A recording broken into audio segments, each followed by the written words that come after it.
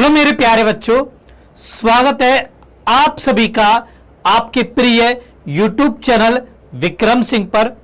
बच्चों, मुझे आशा और उम्मीद है कि आप सभी अपने घरों पर स्वस्थ होंगे, तंदुरुस्त होंगे और अच्छे से 2024 के इस महासंग्राम की तैयारी को कर रहे होंगे। बेटा, मैं आपका मैथ्स का टीचर दीपक आज लेकर आया हूं आप सबके लिए एक बहुत ही स्पेशल क्लास, जिसमें बच्चों मैं आपको एनसीईआरटी प्रश्नावली 3.2 के इंपॉर्टेंट क्वेश्चंस का हल करवाऊंगा।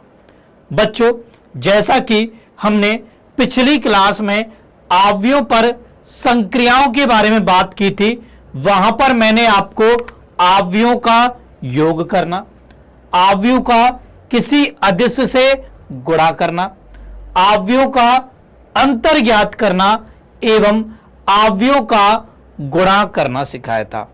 बच्चों, मैंने आपको कुछ एग्जाम्पल भी करवाए थे इन पर पिछली क्लास में। अब आज की इस क्लास में, जैसा कि आप लोग थंबनेल देखकर आए होंगे, सो हम प्रश्नावली 3.2 के मोस्ट इंपॉर्टेंट क्वेश्चंस का हल डिस्कस करेंगे। और बेटा, एनसीईआरटी प्रश्नावली 3.2 आव्यों पर संक्रियाओं पर ही आधारित है। और जैसा कि मैंने आप सबको प्रीवियस क्लास में बताया कि यह टॉपिक इस चैप्टर का एक इंपॉर्टेंट टॉपिक है, बिकॉज बेटा इस टॉपिक से बोर्ड एग्जाम्स में 1 अंक का प्रश्न भी आता है, 2 अंक का प्रश्न भी आता है और 5 अंक का प्रश्न भी पूछा जाता है। सबसे इंपॉर्टेंट टॉपिक है बेटा ये इस चैप्टर का, और आसान भी है।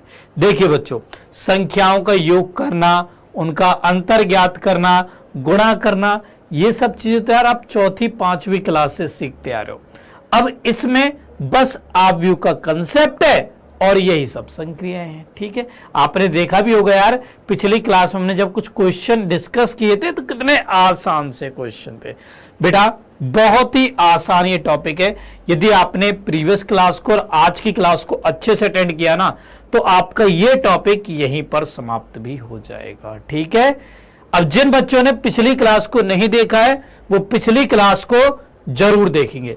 एंड इसके अलावा बच्चों, मैं आप सबको बता दूं कि मेरी शाम को 6 बजे भी YouTube पर लाइव क्लास होती है, बट वो बेटा इस चैनल के ऊपर नहीं होती है। मेरा खुद का एक YouTube चैनल है जिसका नाम है दीपक सर मैथ्स। इसके ऊपर बेटा डेली शाम को 6 बजे बेटा डेली लाइव क्लास होती है। उसमें बच्चों अभी करंटली क्लास 12th की मैथ्स का सबसे अधिक इंपॉर्टेंट चैप्टर समाकलन चल रहा है। ठीक है, सो यदि किसी बच्चे को नहीं है मालूम इस चैनल के बारे में, वो अभी YouTube पर जाए, दीपक सर मैथ चैनल को पहले सब्सक्राइब करे, देन आज शाम को 6 बजे आप सबको प्रेजेंट होना है। ठीक है, वहां पर भी बेटा क्लास आपकी चल रही है डेली के डेली। ओके, चलिए बच्चों, स्टार्ट करते हैं अपनी आज की क्लास को। देखिए बेटा, आज की ये क्लास भी आप सबके लिए बहुत इंपॉर्टेंट रहने वाली है। सो कोई भी बच्चा क्लास को छोड़ के नहीं जाएगा, आखिरी तक इस क्लास में बना रहेगा। ओके, सो नाउ स्टार्ट करते हैं अपनी आज की क्लास को। अब जैसा कि बच्चों मैंने आप सबको पिछली क्लास में आव्यों पर मुख्यतः 4 संक्रियाओं के बारे में बताया था, जिसमें हमने आव्यों का योग करना सीखा, हमने बेटा आव्यूह का किसी अदिश से गुणा करना सीखा, आव्यूह का किसी अदिश से गुणन, हमने आव्यूह का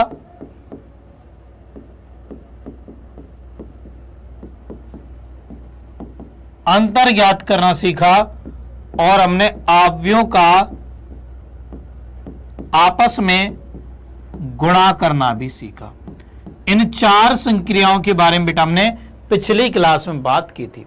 बेटा मैंने आपको ना केवल इन चारों संक्रियाओं के बारे में बताया, बल्कि इसके अलावा मैंने आपको आव्यूह के योग के गुणधर्म भी बताए, हमने आव्यूह का एक अदिश से गुणन के गुणधर्म भी डिस्कस किए, मैंने आपको आव्यूह के अंतर के गुणधर्म भी बता दिए। बट पिछली क्लास में हम आखिरी में आव्यूह का गुणन ही सीख पाए थे, इनके गुणधर्म हमने नहीं देखे थे।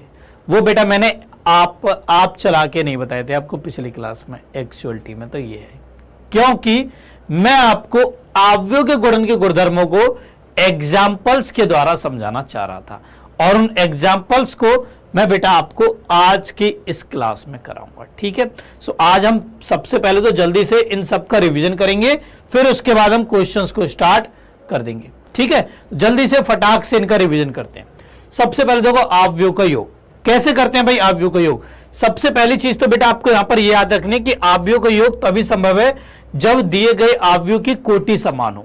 जैसे मान लीजिए मुझे ए और बी ये दो आव्यूह हैं, इनका योग करना है, अर्थात ए प्लस बी ज्ञात करना है, तो ये योग तभी संभव है जब इन दोनों आव्यूह की कोटि समान हो। अब मान लीजिए कि ए आव्यूह में अवयव है ए आई जे के रूप में, इसकी कोटि है एम गुणा एन। बी आव्यूह में अवयव है बी आई जे के रूप में, एंड इसकी भी कोटि बेटा समान होगी एक आव्यूह की कोटि के, तो एम गुणा एन हो जाएगी। ठीक है, अब इन दोनों आव्यूह का योग होता है इन दोनों आव्यूह के संगत अवयवों के योग से बना आव्यूह। ठीक है, ये होता है इन दोनों आव्यूह का योग। जैसे उदाहरण के तौर पर मान लीजिए ए आव्यूह हमारे पास है 1 2 4 2 3 5, बी आव्यूह हमारे पास है 0 1 -1 5 4 2। अब मुझे इन दोनों आव्यूह का योग करना है। सबसे पहले देखो दोनों की कोटि समान है, तो अब इन दोनों आव्यूह का योग हो जाएगा। योग कैसे करेंगे, संगत अवयव को संगत अवयव में जोड़ देंगे। तो 1 में 0 को जोड़ोगे 1, 2 में 1 को जोड़ोगे 3, 4 में -1 को जोड़ोगे 3, 2 में 5 को जोड़ोगे 7, 3 में 4 को जोड़ोगे 7, 5 में 2 को जोड़ोगे 7। ठीक है, ऐसे बेटा हम आव्यूह का योग करते हैं। मैंने आपको पिछली क्लास में इसकी काफी एग्जाम्पल भी करवा दिए थे। ठीक है, आगे भी हम बात करेंगे इसके बारे में। देन इसके बाद मैंने आपको आव्यूह के एक अदिश से गुणन के बारे में बताया था। अच्छा, यहां पर बेटा मैंने आपको आव्यूह के योग के गुणधर्म भी बताए थे। यहां पर मैंने आपको बताया कि आव्यूह का योग क्रम विनिमय नियम का भी पालन करता है, साचर्य नियम का भी पालन करता है। इसके अलावा मैंने आपको योगात्मक तत्समक के अस्तित्व के बारे में बताया और योगात्मक प्रतिलोम के अस्तित्व के बारे में भी बताया था। ठीक है, इन सब के बारे में मैंने पिछले क्लास में अच्छे से बात कर ली है। फिर हमने आव्यूह का एक अदिश राशि से गुणा करना भी सीखा था। यहां पर मैंने आपको बताया था कि यदि हमारे पास कोई ए आव्यूह है जिसमें अवयव है ए आई जे के रूप में, कोटि है एम गुणा एन। अब मान लीजिए के कोई अदिश राशि है और इसका गुणा मैं ए आव्यूह के साथ करता हूं, तो बेटा इस अदिश का गुणा ए आव्यूह के प्रत्येक अवयव के साथ में होता है। यह भी हमने पिछली क्लास में देख लिया था। जैसे उदाहरण के तौर पर मान लीजिए ए आव्यूह है 2 4 5 7। अब मैं इस ए आव्यूह के साथ 3 का गुणा करना चाहता हूं, तो 3 का गुणा बेटा आव्यूह ए के प्रत्येक अवयव के साथ होगा। 3 दूनी 6, 4 तिया 12, 5 तिया 15, 7 तिया 21। ये बेटा 3 ए आव्यूह बन जाएगा। ठीक है, मैंने यहां पर बेटा आपको आव्यूह के अदिश राशि से गुणन के गुणधर्म भी बताए थे। 2 गुणधर्म मैंने आपको बताए थे। ठीक है, अच्छा, इसके बाद हमने आव्यूह का ऋणाव्यूह ज्ञात करना सीखा था। यहां पर मैंने आपको बताया था कि यदि कोई आव्यूह ए है जिसमें अवयव है ए आई जे के रूप में, कोटि है एम गुणा एन, सो इस ए का ऋणाव्यूह होता है -a, जो कि इस आव्यूह ए के सभी अवयवों के चिन्ह को परिवर्तित करने से प्राप्त होता है, यानी कि ये -aij होता है। ठीक है, फिर इसके बाद हमने आव्यूह का अंतर ज्ञात करना सीखा था। यहां पर बेटा मैंने आपको बताया था कि 2 आव्यूह का अंतर बेसिकली 2 आव्यूह का योग ही होता है। ठीक है, ओके। अच्छा, इसके बाद फिर बेटा हमने आव्यूह का गुणा करना भी पिछली क्लास में सीख लिया था। अब यहां पर बेटा सबसे पहले तो मैंने आपको यह बताया कि यदि हमारे पास कोई 2 आव्यूह है, ए आव्यूह जिसकी कोटि m गुणा n है, बी आव्यूह जिसकी कोटि p गुणा q है। ठीक है, सो ए भी परिभाषित होगा यदि ए के स्तंभों की संख्या अर्थात n, बी के पंक्तियों की संख्या अर्थात p के बराबर हो। ए बी परिभाषित कब होगा, जब एन बराबर होगा पी के। और बेटा ए बी की कोटि हो जाएगी एम क्रॉस क्यू। सेम ऐसे ही यदि हम बी ए की बात करें तो बी ए परिभाषित होगा जब बी के स्तंभों की संख्या अर्थात क्यू बराबर होगी ए की पंक्तियों की संख्या के अर्थात एम के। और बी ए की कोटि हो जाएगी पी क्रॉस एन। ठीक है, यहां तक बेटा हमने पिछली क्लास में बात कर ली थी। अच्छा, पिछली क्लास के आखिरी में मैंने आपको दो अवयवों का गुणा करना भी सिखा दिया था। देखो बेटा, दो अवयवों का गुणा हम कैसे करते हैं। ठीक है, मान लीजिए कोई ए अवयव है, इसमें अवयव है ए आई जे के रूप में। बी अवयव है, इसमें अवयव है बी के एल के रूप में। अब देखो इन दोनों अवयवों का गुणा कैसे करते हैं, इसको बेटा मैं आपको एक एग्जाम्पल के थ्रू समझाता हूं। जैसे मान लीजिए हमारे पास कोई ए अवयव है 2, 4, 6, 7, कोटि है इसकी 2 गुणा 2। हमारे पास एक अन्य अवयव बी है, यह है 2, 0, 1, 4, 2, 3। इसकी कोटि है 2 गुणा 3।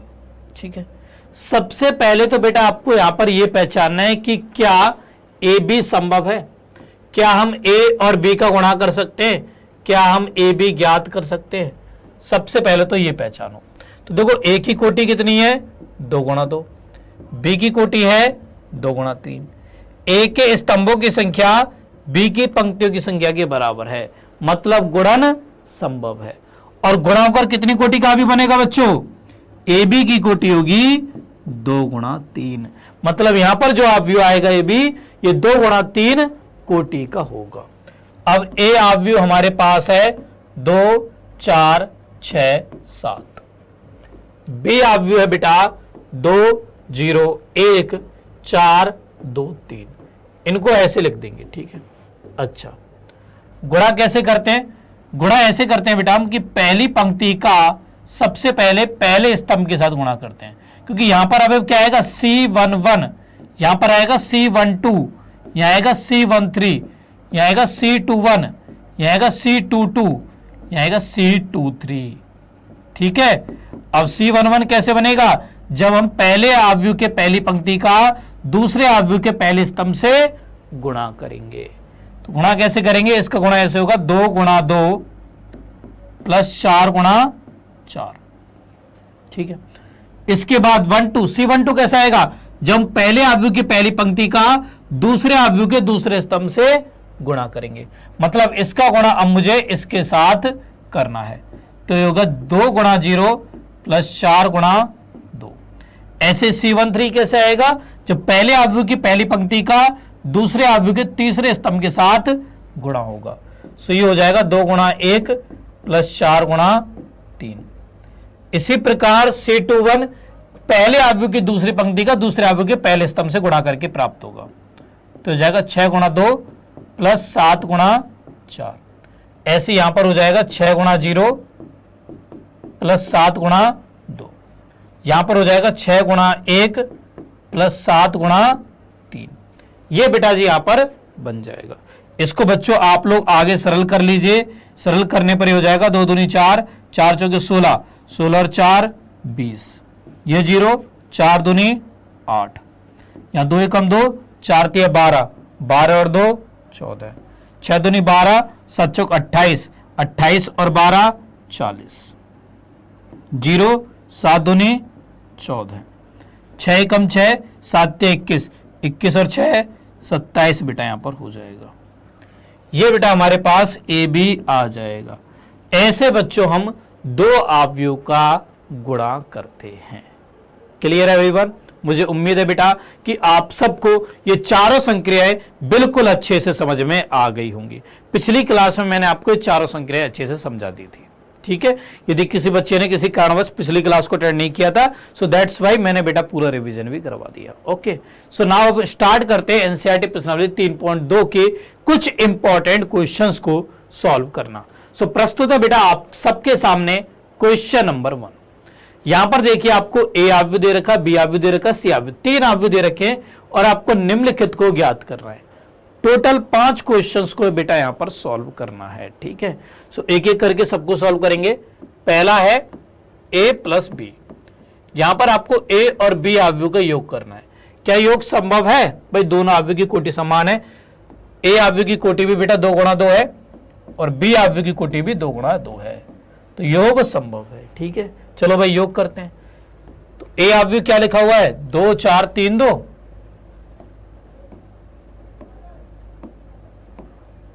प्लस बी आव्यूह क्या है बेटा? यह है 1 3 माइनस 2 5, राइट। चलो भाई देखो इन दोनों आव्यूह का योग क्या हो जाएगा? संगत आव्यूह को आपस में जोड़ना है, तो 2 और 1 3, 4 और 3 7, 3 में माइनस 2 जोड़ोगे 1, 2 और 5 7, ये बन जाएगा ए प्लस बी। ठीक है, अच्छा सेकेंड पार्ट में हमसे पूछा जा रहा है ए माइनस बी, मतलब मुझे ए और बी का अंतर ज्ञात करना है। सो ये बेटा होगा 2 4 3 2 माइनस 1 3 माइनस 2 5 ही हो जाएगा। अब संगत आव्यूह को आपस में घटाओ, 2 में से 1 घटाओगे 1, 4 में से 3 घटाओगे 1, 3 में माइनस 2 घटाओगे तो 5 हो जाएगा, 2 में से 5 घटाओगे माइनस का 3 आ जाएगा। ये आ गया हमारे पास ए माइनस बी, सिंपल सिंपल। ठीक है, दूसरा सॉल्व हो गया। तीसरा पार्ट, अब यहां पर बेटा हमें 3a माइनस सी ज्ञात करना है। सो सबसे पहले हम यहां पर ज्ञात करेंगे, तीसरे पार्ट के अंदर सबसे पहले हम निकालेंगे 3a, तो हमें आव्यूह ए के साथ 3 अदिश का गुणा करना है। आव्यूह ए है 2 4 3 2, अब इस 3 का गुणा बेटा आव्यूह के प्रत्येक आव्यूह के साथ होगा। 3 दूनी 6, 3 चौके 12, 3 3 9, 3 दूनी 6, ये हो गया बच्चों 3a। नाउ क्या करना है? 3a माइनस सी ज्ञात करना है। सो 3a आव्यूह 6 12 9 6, इसमें से हमें सी आव्यूह को घटाना है, अर्थात -2 5 3 4, इसको हमें घटाना है। चलो भाई घटाओ, 6 में से -2 घटाएंगे 6 और 2 8, 12 में से 5 घटाएंगे 7, 9 में से 3 घटाएंगे 6, 6 में से 4 घटाएंगे तो 2 हो जाएगा। ये हमारे पास 3a माइनस सी आ जाएगा, सिंपल। ठीक है, अब आ जाओ चौथे और पांचवें पर। चौथा है हमें यहां पर ए बी ज्ञात करना है। सो सबसे पहले ए आव्यूह लिखो, यह है 2 4 3 2, फिर बेटा जी बी आव्यूह लिखिए, यह है 1 3 -2 5। ठीक है, इन दोनों आव्यूह का बेटा हमें आपस में गुणा करना है। ओके, सो सबसे पहले हम पहली पंक्ति का गुणा पहले स्तंभ के साथ करेंगे। ठीक है, इनका बेटा हम यहां पर गुणा करेंगे, तो क्या बनेगा? ये होगा 2 गुणा 1 प्लस 4 गुणा -2। फिर पहली पंक्ति गुणा दूसरे स्तंभ से करेंगे, तो 2 गुणा 3 प्लस 4 गुणा 5। फिर दूसरी पंक्ति गुणा पहले स्तंभ से करेंगे, 3 गुणा 1 प्लस 2 गुणा -2। दूसरी पंक्ति गुणा दूसरे स्तंभ से करेंगे, 3 गुणा 3 प्लस 2 गुणा 5 बन जाएगा। ठीक है, सो ये हमारे पास होगा 2 एकम 2 -8, यहां पर 2 3 6 प्लस 4 पंजे 20, यहां पर 3 एकम 3 माइनस के 4, यहाँ 3 3 9 प्लस 2 पंजे 10। तो यहां पर देखिए अब क्या होगा, 2 में से 8 गए माइनस के 6, 20 और 6 26, 3 में से 4 गए माइनस का 1, 10 और 9 19। ये बेटा हमारे पास ए बी आ चुका है। ठीक है, अब पांचवें पार्ट में बेटा मुझे बी ए ज्ञात करना है। ठीक है, सो अब बारी है बी ए की। देखो भाई बी आव्यूह क्या है? सो बी आव्यूह है 1 3 -2 5। ए आव्यूह क्या है? ए आव्यूह 2 4 3 2। चलिए बेटा गुणा करते हैं इनका। सो इनका गुणा होकर आएगा 2 एकम 2, 3 3 9 9 और 2 11, 4 3 दूनी 6 और 4 10, -4 15 में से 4 गए तो 11, माइनस के 8 10 प्लस के 2 रह जाएंगे। सो ये बेटा हमारे पास बी आ गया। क्लियर? ऐसे बेटा आपको इस प्रश्न क्रमांक 1 को सॉल्व करना था। अच्छा बच्चों, अब यहां पर आप एक चीज देखिए बेटा, ए बी हमारे पास ये आया, बी ए हमारे पास ये है, दोनों अलग अलग हैं, मतलब ए बी और बी ए बराबर नहीं है। अरे ये क्या, ये तो हमें यहां पर एक नई चीज पता लग गई।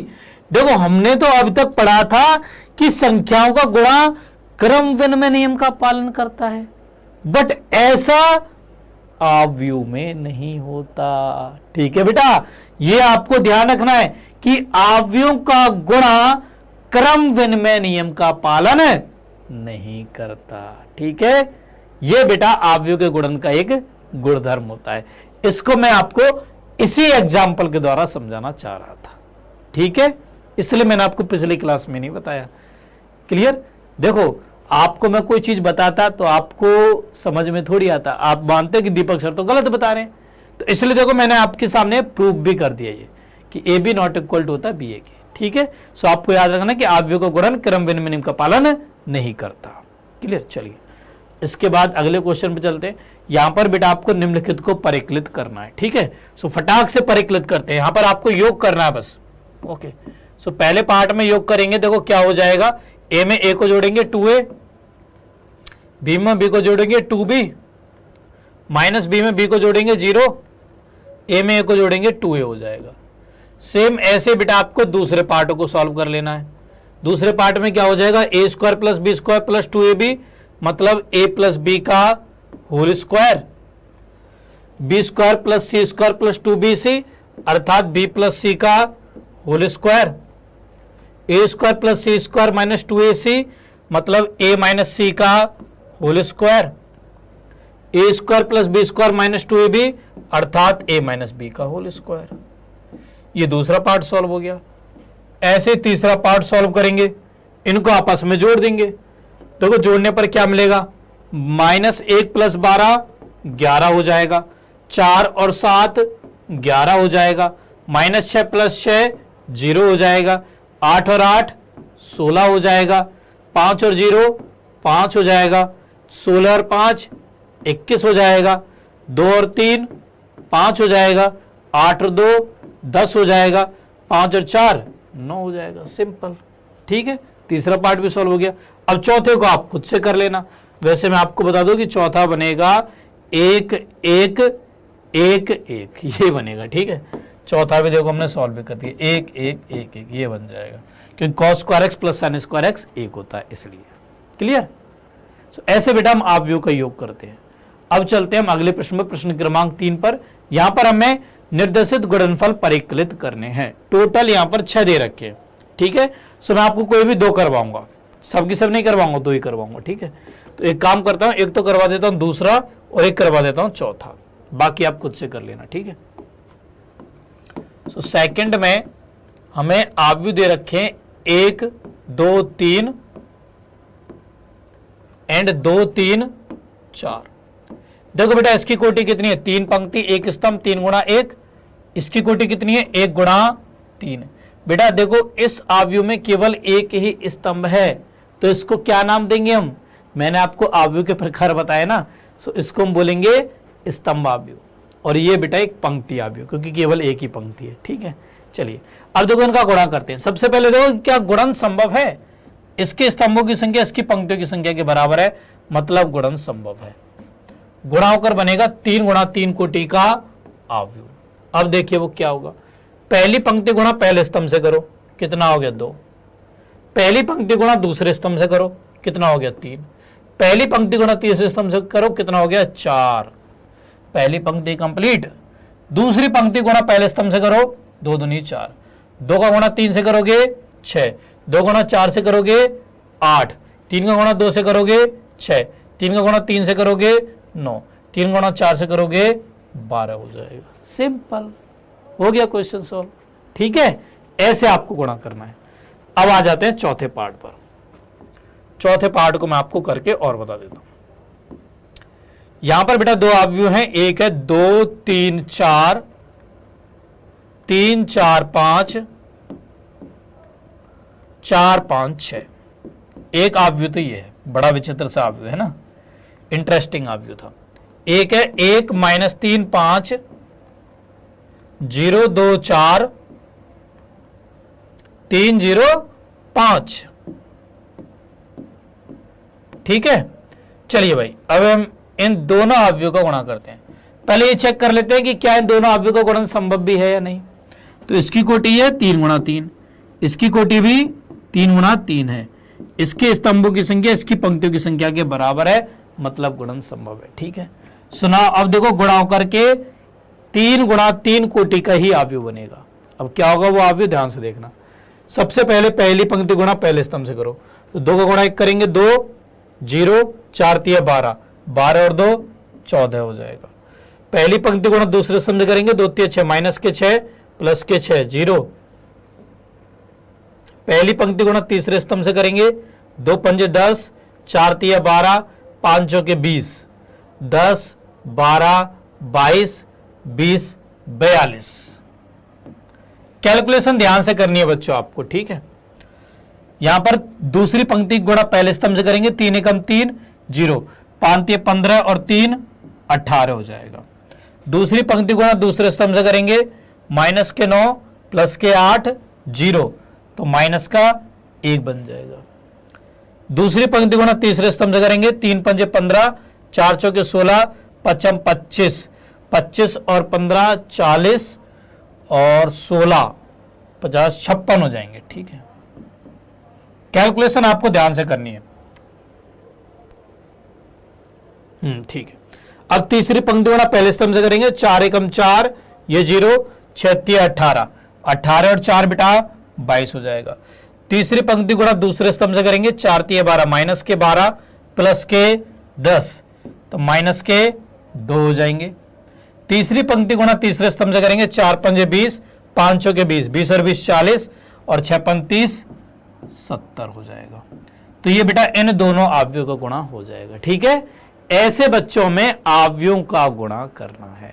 ओके, बाकी के क्वेश्चन आप खुद से कर लेना, पहला तीसरा पांचवा छठा ये खुद से कर लेना आप लोग। ठीक है, चलिए अब इसके बाद चलते हम आगे। अब बेटा मैं आपको एक एग्जाम्पल कराता हूं, उदाहरण 15, देन इसके बाद मैं आपको अवयव के गुणन के गुणधर्म बताऊंगा। ठीक है, इस एग्जाम्पल को बेटा ध्यान से देखिएगा। यहां पर हमें 2 अवयव दे रखे हैं, ए और बी। हमें ए बी का मान ज्ञात करना है। बेटा ए की कोटि है 2 गुणा 2, बी की कोटि भी 2 गुणा 2 है, इसके स्तंभों की संख्या पंक्तियों की संख्या के बराबर है, मतलब ए बी संभव है। अब देखिए ए बी बनेगा क्या, और आखिर ऐसा क्या है इस क्वेश्चन में जो दीपक सर इसको अलग से करा रहे हैं, वो भी आप यहां पर देखिएगा। ठीक है, 3 5 0 0। बेटा यहां पर आप पहली पंक्ति का गुणा पहले स्तंभ के साथ करो, इसका गुणा इसके साथ, क्या मिलेगा 0। पहली पंक्ति गुणा आप दूसरे स्तंभ के साथ करो, क्या मिलेगा 0। दूसरी पंक्ति गुणा पहले स्तंभ के साथ करो, क्या मिलेगा 0। दूसरी पंक्ति गुणा आप दूसरे स्तंभ के साथ करो, क्या मिलेगा 0। मतलब क्या मिला आपको, शून्य अवयव मिला।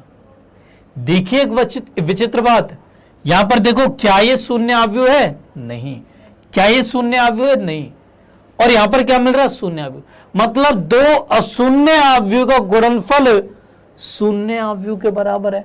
सर ऐसा संख्याओं में तो नहीं होता। 2 संख्याओं का गुणनफल शून्य के बराबर तभी होता है जब उनमें से कोई एक 0 हो। पर यहां पर तो सर विचित्र खेल हो गया कि 2 अशून्य अवयव का गुणनफल भी शून्य अवयव के बराबर आ गया। ठीक है, तो इस चीज का भी बेटा आपको ध्यान रखना है कि यदि ए भी बराबर शून्य हो तो यह कतई आवश्यक नहीं है कि ए या बी में से कोई एक शून्य होगा। यदि ए और बी दोनों अशून्य हैं तब भी ये संभव है। ठीक है, सो ये भी अवयव के गुणन का बेटा एक गुणधर्म है। ओके, और भी गुणधर्म होते हैं अवयव के गुणन के, उन्हें भी मैं आपको बताऊंगा। ठीक है, सो एक एक करके सारे गुणधर्मों को लिखेंगे। पहला गुणधर्म है गुणन की अक्रम विनिमयता। अक्रम विनिमयता मतलब अवयव का गुणन क्रम विनिमय नियम का पालन नहीं करता है। ठीक है, यह गुणधर्म हमें बताता है कि ए बी नॉट इक्वल होता है बी ए के। कभी कभार तो बेटा ऐसा भी होता है कि ए बी परिभाषित होता है, बी ए तो परिभाषित भी नहीं होता। ठीक है, सो ये पहला गुणधर्म है। दूसरा गुणधर्म दूसरा गुणधर्म है यदि ए बी बराबर 0 हो तो यह आवश्यक नहीं कि ए या बी भी शून्य आव्यूह हो, अर्थात दो अशून्य आव्यूह का गुणनफल भी शून्य आव्यूह हो सकता है। ठीक है, ये हो गए दो गुणधर्म। इसके बाद तीसरा गुणधर्म है बेटा साहचर्य नियम। अब बच्चों आव्यूह का गुणा क्रम विनिमय नियम का तो पालन नहीं करता, परंतु साहचर्य नियम का पालन करता है। मतलब आप यदि ए बी का गुणा सी आव्यूह के साथ करोगे तो ये बराबर होगा ए गुणा बी सी के। आव्यूह का गुणा साहचर्य नियम का पालन करता है। इसको मैं आपको भी एग्जाम्पल के द्वारा भी समझा दूंगा। ठीक है, इसके बाद चौथा गुणधर्म, चौथा गुणधर्म बेटा वितरण नियम। अब ये नियम क्या है? ये नियम कहता है हमसे कि a गुणा बी प्लस सी ये बराबर होता है ए बी प्लस में ए सी के। ठीक है, ये बेटा इसका पहला पार्ट है। दूसरा पार्ट ये है कि आप यदि a प्लस बी का गुणा c के साथ करोगे तो ये बराबर होगा ए सी प्लस में बी सी के। ठीक है, और पांचवा गुणधर्म है गुणात्मक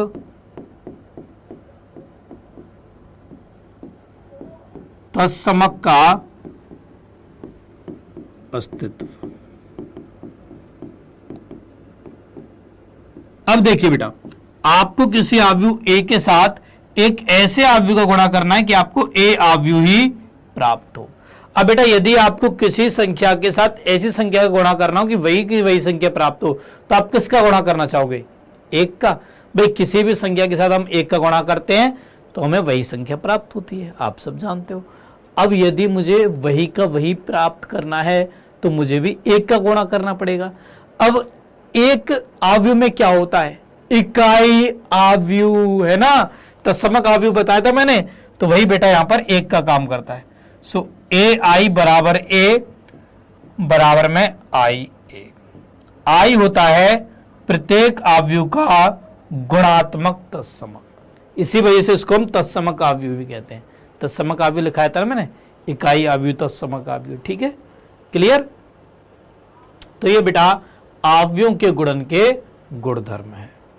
ठीक है, क्लियर? चलिए अब हम इन पर आधारित कुछ एग्जाम्पल और देखते हैं। तो यहाँ पर उदाहरण देखो, ए आव्यूह दे रखा है, बी आव्यूह दे रखा है, सी आव्यूह दे रखा है। हमें यहाँ पर ए गुणा बी सी, ए बी गुणा सी ज्ञात करना है और दिखाना है कि ए बी गुणा सी बराबर है ए गुणा बी सी के। ठीक है, मतलब साहचर्य नियम को हमें यहाँ पर प्रूफ करना है। अब देखो कैसे प्रूफ करेंगे बेटा। सबसे पहले हम यहाँ पे निकालते हैं ए बी। सो देखिए ए बी क्या बनेगा?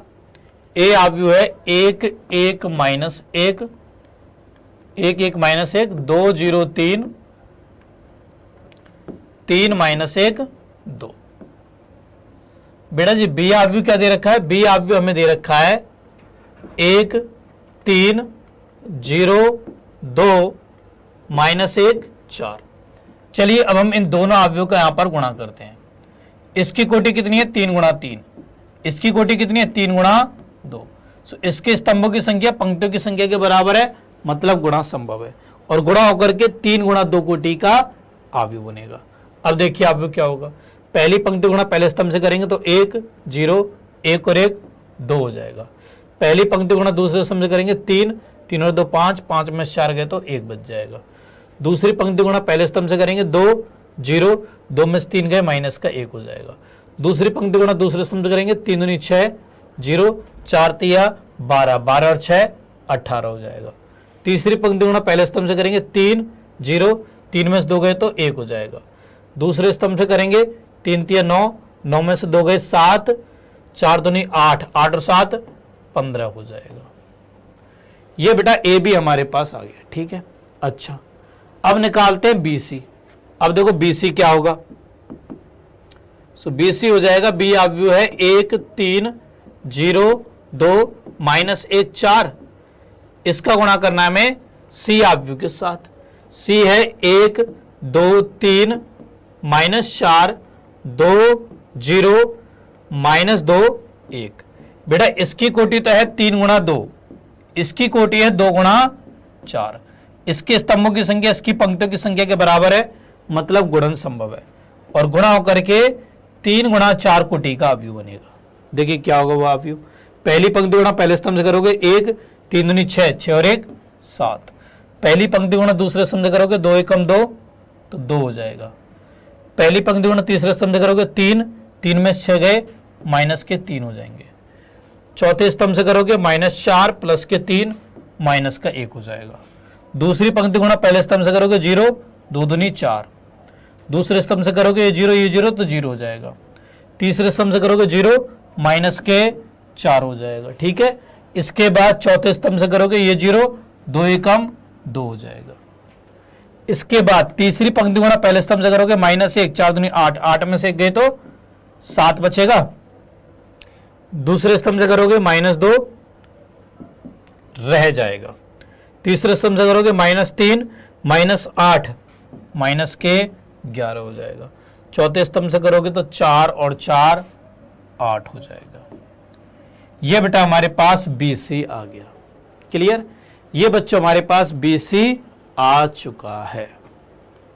ओके बेटा, BC हमारे पास आ गया। BC चाहिए था, A भी चाहिए था। अब A गुणा BC करना है और AB गुणा C करना है।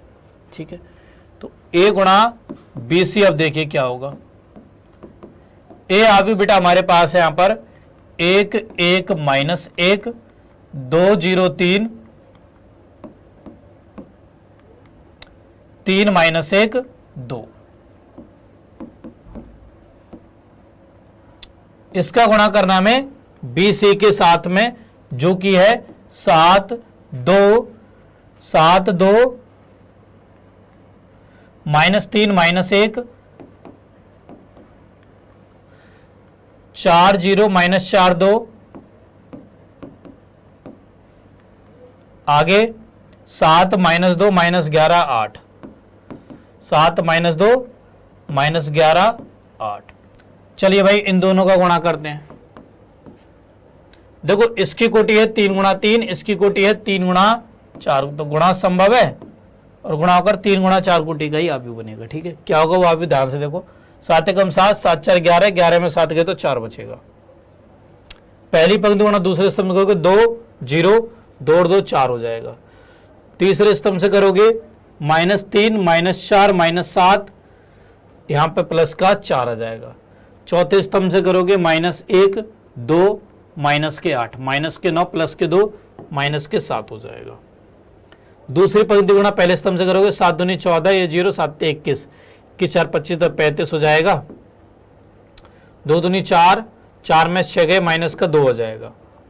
यहाँ -6 0 माइनस के 33 और 6 37 हो जाएगा, सॉरी 33 और 6 39 हो जाएगा।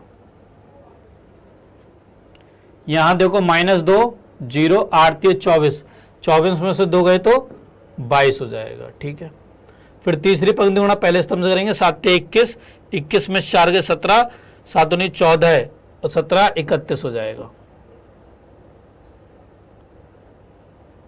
3 दूनी 6 0, 6 में 4 गए तो 2 रह जाएगा। यहां माइनस के 9 प्लस के 4 तो माइनस के 5 माइनस के 5 माइनस के 22 तो माइनस के 27 हो जाएगा। ठीक है, यहां देखो -3 -2 माइनस के 5 16 में से 5 गए तो 11 हो जाएगा। ये हो गया बेटा A गुणा BC, ये बन गया बेटा हमारे पास A गुणा BC। ठीक है, अच्छा अब हमें आगे करना है AB गुणा C। अब देखो AB गुणा C क्या बनेगा। AB का गुणा बेटा हमें C अवयव के साथ करना है।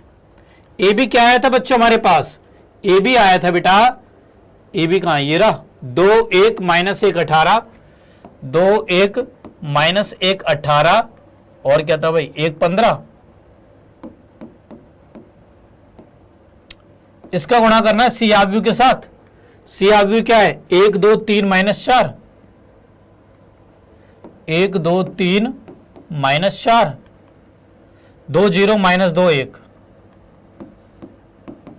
ठीक है, कर दो भाई इन दोनों का गुणा, क्या मिलेगा देखो, 2 एकम 2, 2 एकम 2, 2 दूनी 4, 2 दूनी 4, 6 में से 2 गए 4, माइनस 8 प्लस 1 माइनस के 7, माइनस 1 36 में से गए 35, माइनस 2 माइनस 3 माइनस 36 माइनस के 39, 4 18 और 4 22, 1 30 और 1 31, 2 3 माइनस 30 माइनस के 27, माइनस 4 15 में 4 गए तो 11।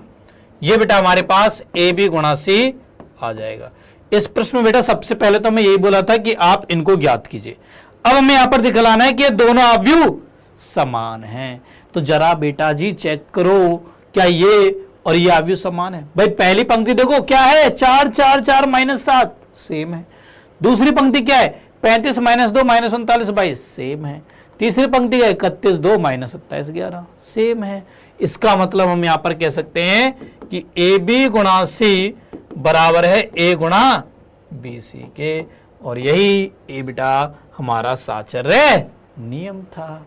तो उसको भी हमने यहां पर प्रूफ कर दिया। Clear everyone? उम्मीद है सबको ये वाला क्वेश्चन समझ में आ गया होगा। ठीक है, चलिए अब बेटा ये एक क्वेश्चन था जो कि एग्जाम में 5 मार्क्स में आपसे पूछा जा सकता है, और यूपी बोर्ड में तो ये 8 अंक में भी पूछा जा सकता है। ठीक है, चलिए और ऐसे इंपॉर्टेंट क्वेश्चन देखते हैं। यहां पर एनसीईआरटी प्रश्नावली 3.2 का प्रश्न क्रमांक 13, बहुत ही इंपॉर्टेंट क्वेश्चन बेटा, काफी बार ये बोर्ड एग्जाम में पूछा गया है। बिहार बोर्ड में भी, यूपी बोर्ड में भी, राजस्थान बोर्ड में भी, all state Hindi medium board में ये क्वेश्चन पूछा गया है। ठीक है, सो देखो कैसे इसको हम सॉल्व करेंगे। एफ ऑफ एक्स बेटा में दे रखा है, सिद्ध करना है F of X into F of Y बराबर है F of X plus Y के। सो देखो कैसे सॉल्व करेंगे। F of X into F of Y, देखिए पहले क्या बनेगा बेटा जी। एफ ऑफ एक्स क्या है सर, ये है cos x minus sine x 0 sine X cos x 0 0 0 1। अब मैं तुमसे ये कहूं कि एफ ऑफ वाई बताओ क्या होगा। सो क्या करना है, एक्स की जगह बस वाई रखना है। सो ये बन जाएगा cos Y minus sine Y 0 sine Y cos Y 0 0 0 1। बस अब इन दोनों को आपस में गुणा कर दो। तो यहां पर देखो F of X into F of Y, ये बराबर हो जाएगा, पहली पंक्ति गुणा पहले स्तंभ से करेंगे, cos X cos Y minus sine X sine Y हो जाएगा। Cos X cos Y minus sine X sine Y बन जाएगा। पहली पंक्ति गुणा दूसरे स्तंभ से करेंगे, minus sine minus cos X sine Y minus sine X cos Y हो जाएगा। सो हो जाएगा minus sine X cos Y minus cos X sine Y हो जाएगा। ठीक है, फिर पहली पंक्ति गुणा तीसरे स्तंभ से करेंगे, ये 0 ये 0 ये 0, तो यहां पर बेटा 0 हो जाएगा। फिर दूसरी पंक्ति गुणा पहले स्तंभ से करेंगे, सो ये हो जाएगा sine X cos Y plus cos X sine Y, ये बेटा बन जाएगा। फिर दूसरी पंक्ति गुणा दूसरे स्तंभ से करेंगे, सो ये हो जाएगा cos X cos Y minus sine X sine Y. फिर दूसरी पंक्ति गुणा तीसरे स्तंभ से करेंगे तो ये बेटा 0 हो जाएगा। तीसरी पंक्ति गुणा पहले स्तंभ से करोगे 0, तीसरी पंक्ति गुणा दूसरे स्तंभ से करोगे 0, तीसरी पंक्ति गुणा तीसरे स्तंभ से करोगे तो ये 1 हो जाएगा। ये बेटा यहां पर हो जाएगा। ठीक है, अच्छा अब आगे आप देखिए, cos X cos Y minus sine X sine Y किसका फॉर्मूला होता है, cos of X plus Y का। साइन एक्स कॉस वाई, यहां से माइनस कॉमन ले लो तो ये बनेगा sine X cos Y plus cos X sine Y, ये होता है sine of X plus Y का फॉर्मूला। यहां 0 sine X cos Y plus cos X sine Y हो गया sine of X plus Y. ये अगेन बन गया cos of X plus Y. यहां पर 0, यहां पर 0, यहां पर 0, यहां पर 1। ये बेटा यहां पर बन जाएगा। सो बेसिकली ये हमारे पास आ चुका है F of X plus Y, और यही बेटा हमें इस प्रश्न में सिद्ध करना था। ठीक है, सो ये भी बच्चों हमने यहां पर सिद्ध कर दिया। क्लियर? ये था 3.2 के प्रश्न क्रमांक 13 का हल। चलते हैं अब अगले प्रश्न पर, प्रश्न क्रमांक 16 पर। यह भी बेटा एक अच्छा क्वेश्चन है, इंपॉर्टेंट क्वेश्चन है। इस टाइप के क्वेश्चन आपसे बोर्ड एग्जाम में 5 मार्क्स में पूछे जा सकते हैं। ठीक है, अब देखो इनको सॉल्व कैसे करना है। सो इनको सॉल्व करने के लिए बेटा सबसे पहले आपको यहां पर ये जो टर्म दी गई है ना, इन प्रत्येक टर्म्स को ज्ञात करना है। मतलब यहां पर बेटा हम सबसे पहले ए क्यूब ज्ञात करेंगे, ए स्क्वायर ज्ञात करेंगे। ए तो हमें दे रखा है और आई हमें मालूम है कि क्या होता है, तत्सम काफी होता है। ठीक है, तो हमें पहले यहां पर ए क्यूब और ए स्क्वायर निकालना है। अब ए क्यूब कैसे निकालेंगे?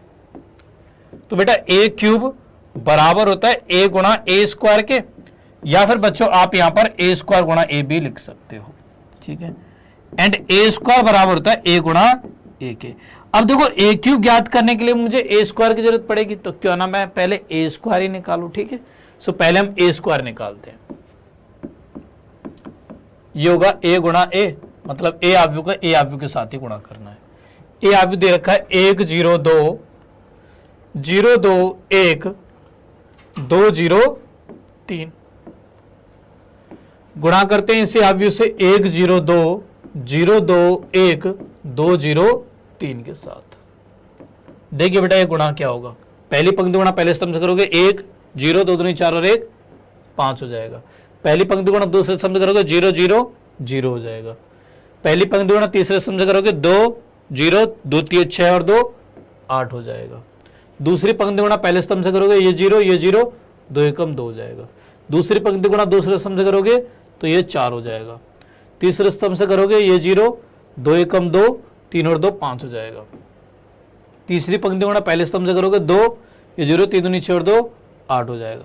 दूसरे स्तंभ से करोगे ये 0 ये 0 हो जाएगा। तीसरे स्तंभ से करोगे 2 दूनी 4 3 3 9 और 4 13 हो जाएगा। ये बेटा यहां पर बन जाएगा ए स्क्वायर। ठीक है, अच्छा अब ज्ञात करना है A cube. So A cube बराबर होगा ए गुणा ए स्क्वायर के। पहले ए आव्यू लिखो,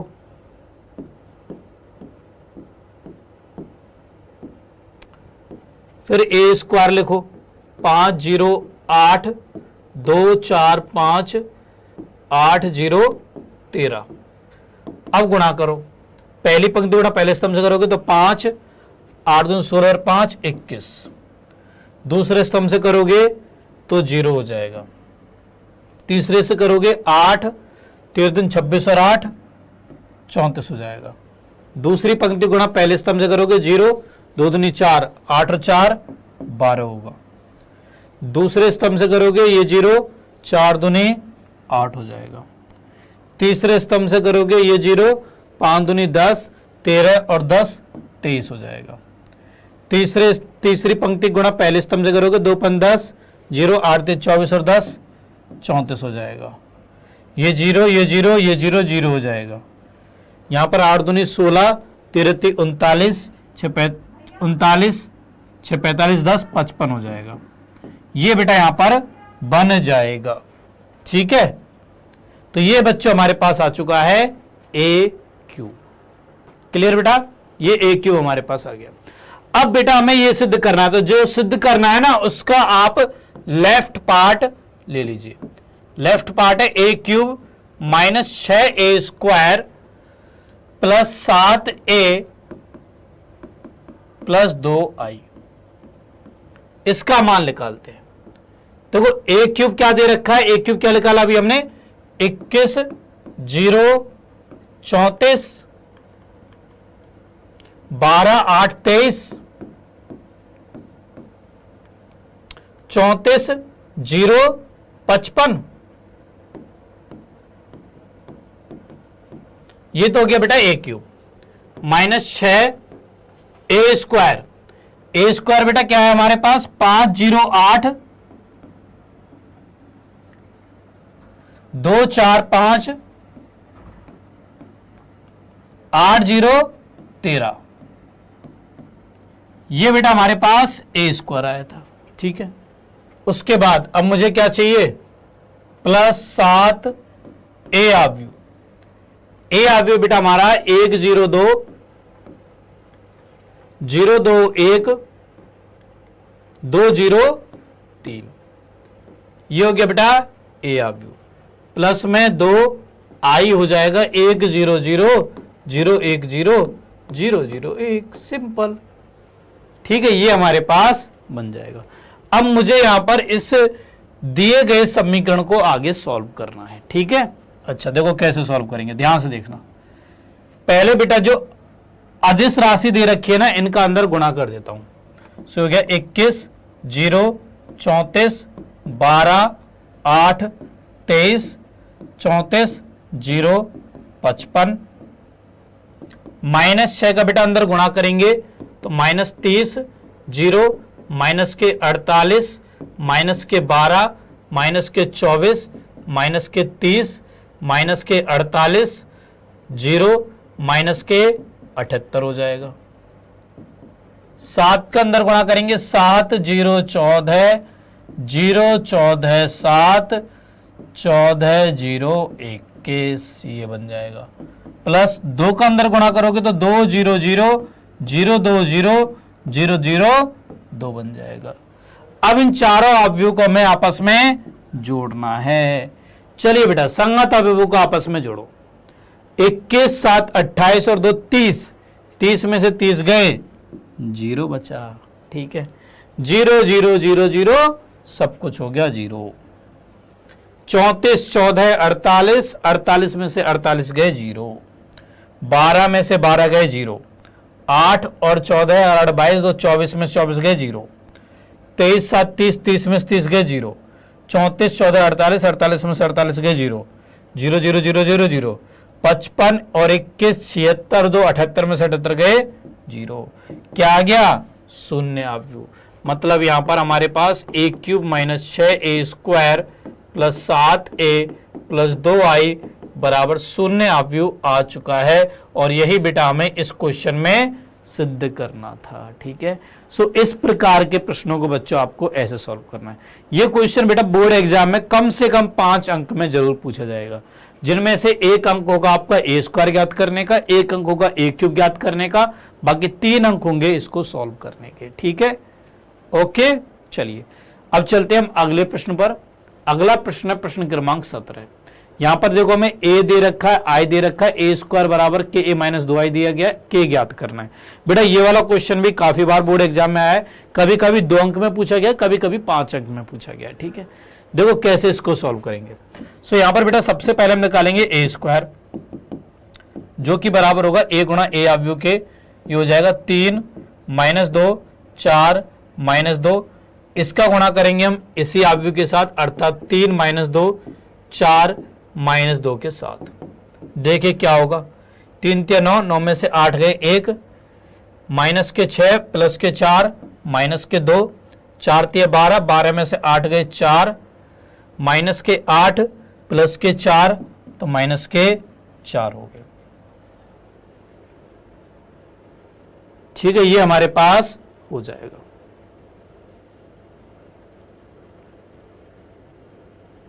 ये आ गया a²।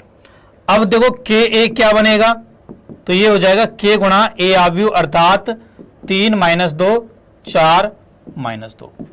तो ये बेटा हमारे पास होगा 3k - 2k 4k - 2k, ये बन जाएगा। ठीक है, अब देखो a² बराबर है ka - 2i, तो a² का मान लिख दो। ऐसा करो, a² का मान क्या है बेटा, a² का मान आ गया 1 - 2 4 - 4 बराबर ka का मान अभी हमने निकाल ही लिया।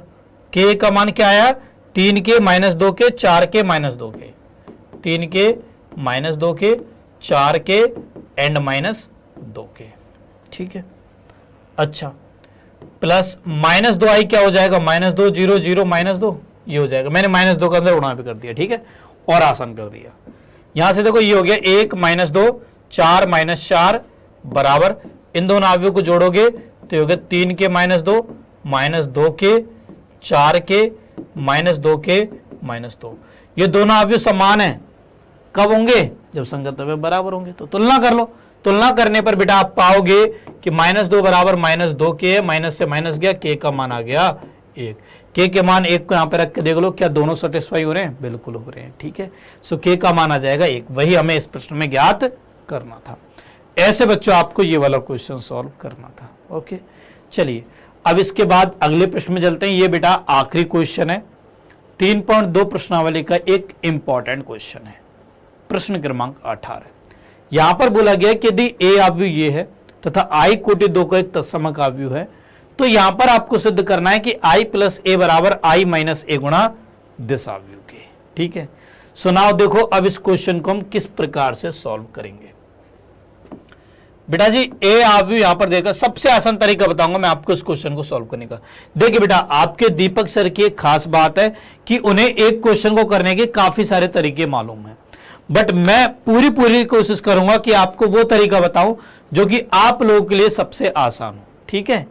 चलिए, सो यहां पर देखिए ए अवयव हमें दे रखा है 0 minus tan alpha by 2 tan alpha by 2 and बेटा 0, ठीक है। ये हमें ए अवयव दे रखा है, सिद्ध क्या करना है, i प्लस ए बराबर i माइनस ए गुणा दिस अवयव, ठीक है। सो सबसे पहले हम निकालेंगे i प्लस ए। देखिए क्या होगा, i हो गया बेटा 1 0 0 1, इसको में जोड़ना है 0 minus tan alpha by 2 tan alpha by 2 0 के साथ। सो देखिए क्या बनेगा, ये बन जाएगा, 1 में 0 जोड़ोगे 1, यहां माइनस tan अल्फा बाई 2, यहां पर बनेगा tan अल्फा, यहां पर tan अल्फा बाई 2 हो जाएगा, यहां पर 1 हो जाएगा। ये बेटा i प्लस ए आ गया। अच्छा i माइनस ए देखिए बेटा क्या बनेगा, सो हो गया 1 0 0 1 minus 0 minus tan alpha by 2 tan alpha by 2 0। घटाइए क्या होगा, 1 में 0 गया 1, यहां हो गया प्लस का tan अल्फा बाई 2, यहां पर हो गया माइनस का tan अल्फा बाई 2, यहां पर हो जाएगा 1। ये बेटा हमारे पास i माइनस ए आ गया, ठीक है। अब मैं i माइनस ए का गुणा इस अवयव के साथ करूंगा, ठीक है। सो i माइनस ए गुणा कौन सा अवयव, ये cos alpha minus sine alpha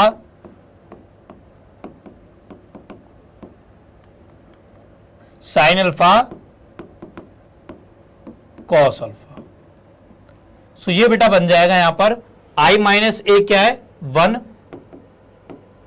tan alpha by 2 minus tan alpha by 2 1। Check कर लीजिए बेटा, यही है i माइनस ए, जी हाँ यही है, ठीक है।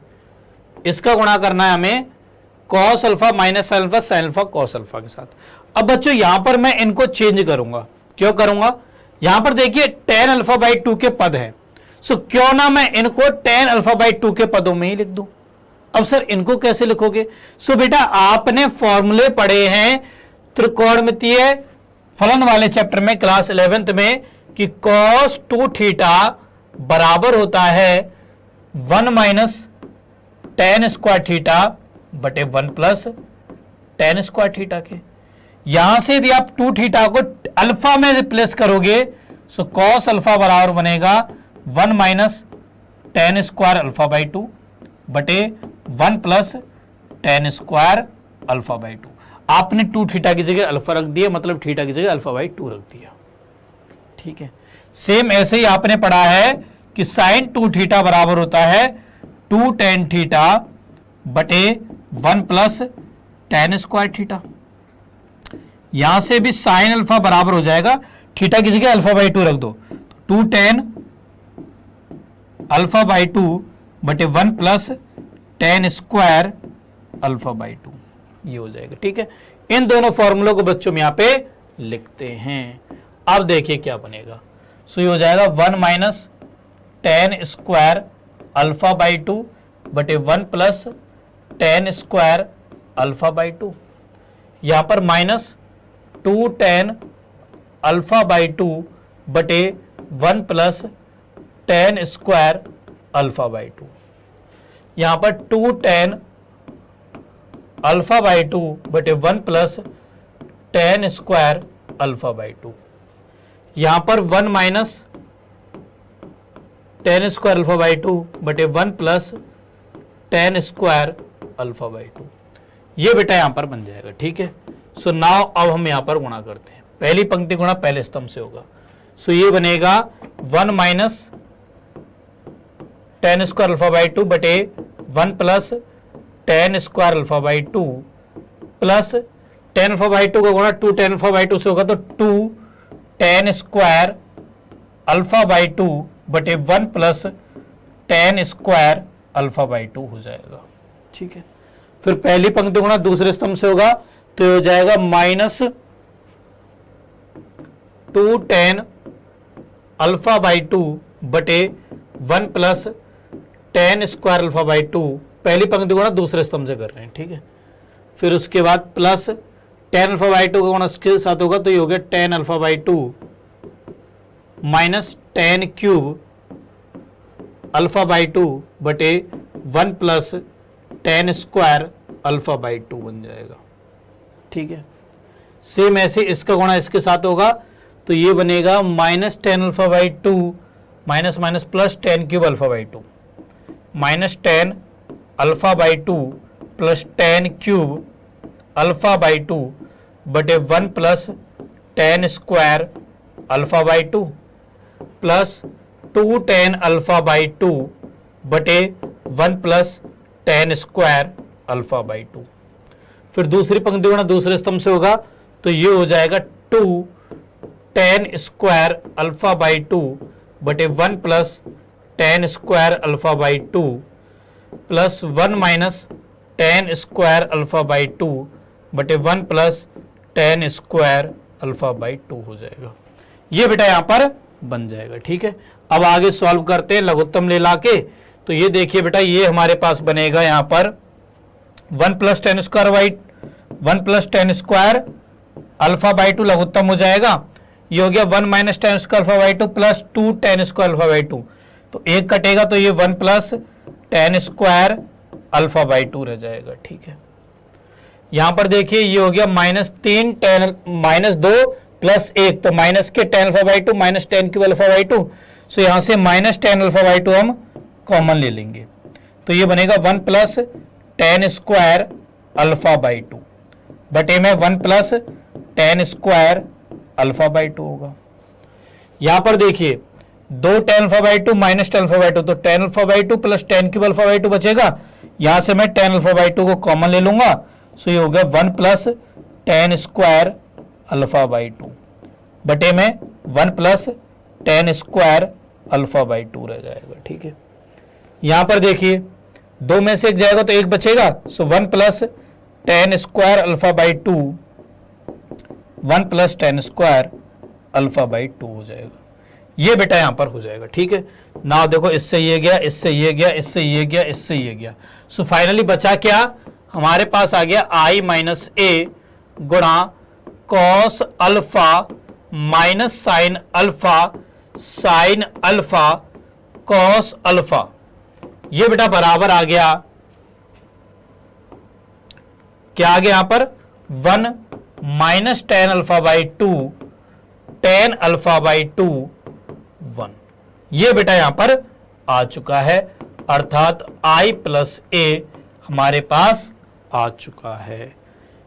देख लो i प्लस ए यही था। ठीक है, और यही बेटा मुझे इस प्रश्न में सिद्ध करना था। सो ऐसे बच्चों आपको ये वाला क्वेश्चन सॉल्व करना था। ठीक है, सो ये थे बेटा एनसीईआरटी प्रश्नावली 3.2 के सभी इंपॉर्टेंट क्वेश्चंस के हल। अब मैंने आपको एनसीईआरटी प्रश्नावली 3.2 के सभी क्वेश्चन नहीं करवाए हैं क्योंकि मैं चाहता हूं कि आप लोग खुद से भी कुछ क्वेश्चन की प्रैक्टिस करो। यदि आपको किसी भी क्वेश्चन में दिक्कत आए तो आप उसका सॉल्यूशन हमारे डाउटनेट ऐप पर भी देख सकते हो। ओके, चलिए चलिए बेटा अब आज की इस क्लास को यहीं पे स्टॉप करते हैं। मुझे उम्मीद है कि ये वाली क्लास आप सबको अच्छे से समझ में आई हो, एक एक क्वेश्चन आपको अच्छे से समझ में आया हो। बेटा मैं आपसे एक छोटी सी रिक्वेस्ट और चाहता हूं कि आज की क्लास में जितने भी क्वेश्चन सॉल्व किए हैं उनको आप एक बार खुद से भी करें, बगैर सॉल्यूशन देखें। ठीक है, चलिए अब आपके प्रिय दीपक सर आप सबसे यहां पर विदा लेते हैं। अब हमारी मुलाकात बेटा कल सुबह 6 बजे फिर से होगी। और इसके अलावा बच्चों एक बार मैं आपको फिर से बता देता हूं कि आज शाम को 6 बजे भी हमारी YouTube पर क्लास होने वाली है, बट चैनल दूसरा होगा, बट दीपक सर आपके वही के वही होंगे। चैनल का नाम है दीपक सर मैथ्स, उसके ऊपर आज शाम को 6 बजे क्लास होगी। ठीक है, तो जिन बच्चों ने भी उस चैनल को सब्सक्राइब नहीं कर रखा जल्दी से सब्सक्राइब कर लीजिए और उस पर भी शाम को 6 बजे क्लास देखने आइएगा। ओके, चलिए बेटा अब इस क्लास को समाप्त करते हैं। जल्दी हमारी मुलाकात होगी नेक्स्ट क्लास में, तब तक के लिए बच्चों bye bye, take care everyone, bye bye bye bye.